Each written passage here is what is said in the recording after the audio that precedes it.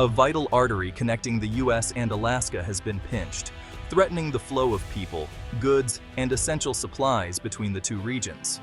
This route, which has long served as a lifeline for Alaskans and a symbol of North American cooperation, now faces unprecedented challenges.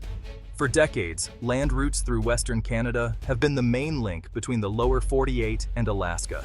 The Alaska Highway, stretching over 1,300 miles, has allowed families, businesses, and travelers to move freely, supporting commerce and personal connections across vast distances. Now, new Canadian transit restrictions have created a choke point, impacting thousands of Americans.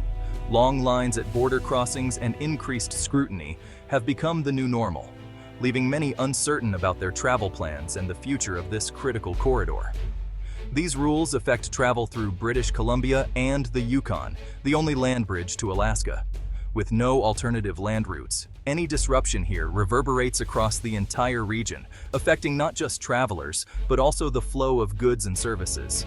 The sudden policy shift has caused concern from Washington to remote Alaskan communities. Lawmakers, local leaders, and everyday citizens are voicing their worries as the new restrictions threaten to isolate Alaska and disrupt daily life for thousands. The Alaska Highway, once a symbol of open travel, is now governed by strict guidelines and limited non-essential transit. Checkpoints and new documentation requirements have replaced the once easy passage, making every journey more complicated and stressful. Commercial truck drivers, seasonal workers, and military families all face new hurdles, with some forced to seek costly alternatives like ferries or air travel. For many, these options are not just expensive, but also logistically challenging, leading to delays and uncertainty about when or if they'll reach their destinations. The Canadian government insists these are temporary, targeted measures, not a permanent barrier. Officials emphasize that the restrictions are designed to protect public health and will be lifted as soon as conditions allow. Officials say the rules are under review and could change as circumstances evolve. They are in ongoing discussions with U.S. counterparts, seeking ways to balance safety with the need for essential travel and trade. Still, the once reliable land bridge is now uncertain, and the full impact is only beginning to be felt. Communities that rely on regular shipments are experiencing delays, and travelers are left wondering when normalcy will return. For those who depend on this route, the new reality is a major disruption. The future of the Alaskan corridor remains unclear, and as the situation develops, thousands wait anxiously, hoping for a swift resolution and a return to the open road. Former President Donald Trump quickly seized on Canada's policy, condemning it as a hostile act. He targeted Prime Minister Trudeau, framing the restrictions as a personal affront and rallying his base with America First rhetoric. Trump's intervention turned a regional issue into a high-profile international dispute, fueling public outrage. His statements pressured both governments, complicating negotiations and making compromise politically risky. While current U.S. officials work through diplomatic channels, Trump's rhetoric keeps the issue in the spotlight. The dispute, once a technical matter, is now a test of national will and a tool for political mobilization. The path to a simple solution is now fraught with political peril. Canada's government grounds its decision in environmental stewardship and Indigenous rights. Increased traffic threatens fragile ecosystems in British Columbia and the Yukon, and the routes cross First Nations territories protected by law. Experts agree, this is not a geopolitical move, but a response to domestic legal and environmental obligations. The restrictions are explicitly temporary, with officials open to future adjustments and negotiations. Canada seeks a sustainable balance, allowing essential U.S. transit while protecting land and honoring treaties.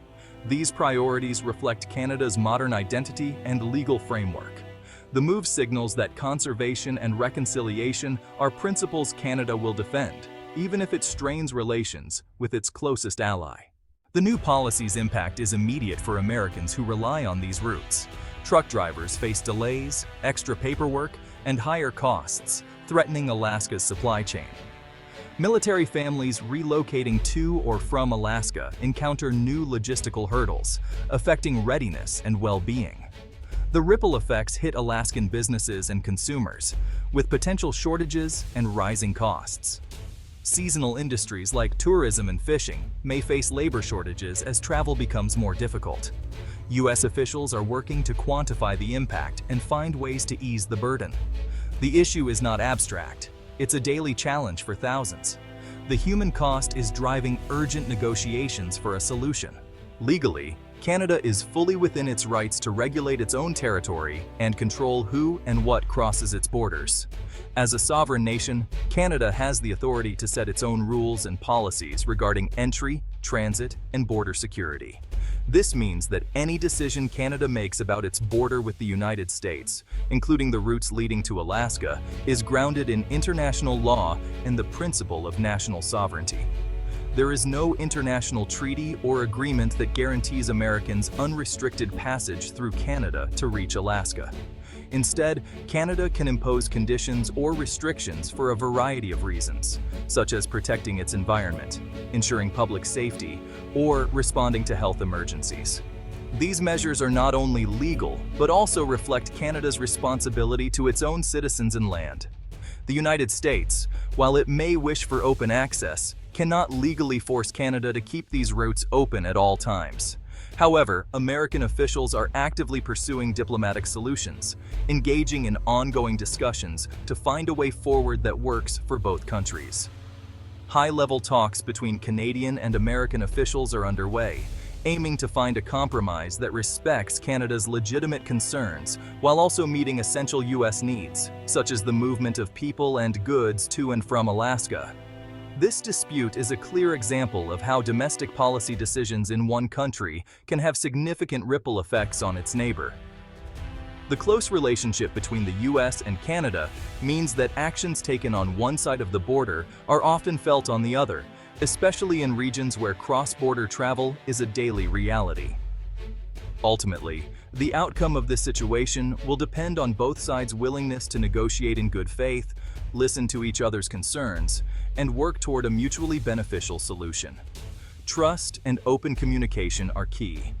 Possible options being discussed include issuing special transit permits for travelers, establishing designated road corridors for passage, or creating new protocols to ensure safe and secure transit.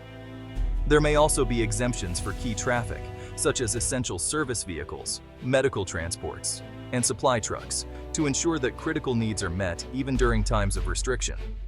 The success of these ongoing talks will either reinforce, or put to the test, the long-standing tradition of U.S.-Canada cooperation and friendship. The way both countries handle this challenge will shape their relationship for years to come. Populist rhetoric, especially from Trump, has amplified the Alaska transit dispute. By framing Canada's policy as a hostile act, he's turned a complex issue into a symbol of national grievance. This politicization makes pragmatic resolution harder, as both governments respond to domestic pressures. Even if a solution is found, the divisive language will linger in public perception and politics. The episode shows how local policy can be weaponized for broader ideological battles. The real needs of affected people risk being overshadowed by political posturing. The best hope for resolving the dispute lies in sustained, good-faith negotiations. Canada's openness to a solution creates an opportunity for compromise. Possible fixes include streamlined permits for essential travelers, transit windows, or environmental protocols. The U.S. is focusing on diplomacy, proposing technical or financial help for environmental monitoring and infrastructure. Success depends on respecting Canada's sovereignty while stressing the route's importance for Americans. Both sides must rise above rhetoric and focus on practical realities. A long-term agreement could set clear expectations and prevent future crises. Turning this point of friction into a model of cooperation is the ultimate goal. The U.S. and Canada share a deep, intertwined history of partnership and cooperation. This dispute, while serious, is just one episode in a long relationship marked by successful conflict resolution. Both nations have managed past disagreements through dialogue and mutual respect. The current situation is a reminder that even close allies face challenges requiring proactive diplomacy. How this issue is handled will set a precedent for future cross-border problems. The strength of the alliance is measured by its ability to resolve, not avoid, disagreements. The shared values and interdependence between the two countries create strong incentives to find a constructive way forward. Canada's new transit restrictions have created a complex international issue, one that is deeply rooted in both environmental concerns and the long-standing priorities of Indigenous communities. These new policies are not just bureaucratic changes. They reflect a growing movement within Canada to address climate change and honor Indigenous sovereignty, even when those efforts have ripple effects far beyond its borders. The policy has already caused significant disruption, halting U.S. supply chains, delaying military logistics, and complicating travel for thousands. Almost immediately, the issue became a flashpoint in American politics, with former President Trump and other leaders seizing on the situation to rally their supporters and criticize the current administration's handling of cross-border relations. While Canada is acting within its legal rights, U.S. officials are under pressure to find a diplomatic solution. They are pushing hard for a compromise that would restore reliable access, especially for critical routes like those connecting Alaska to the lower 48 states.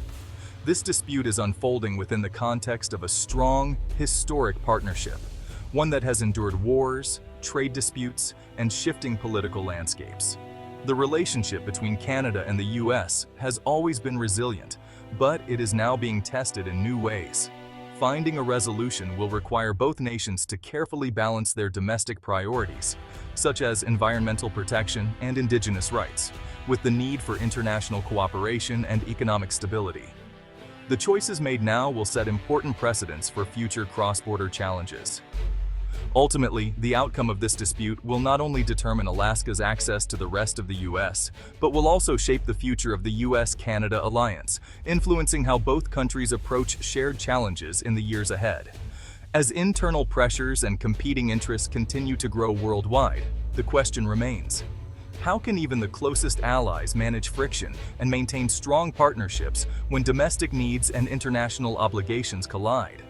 The answer may define the next era of global cooperation.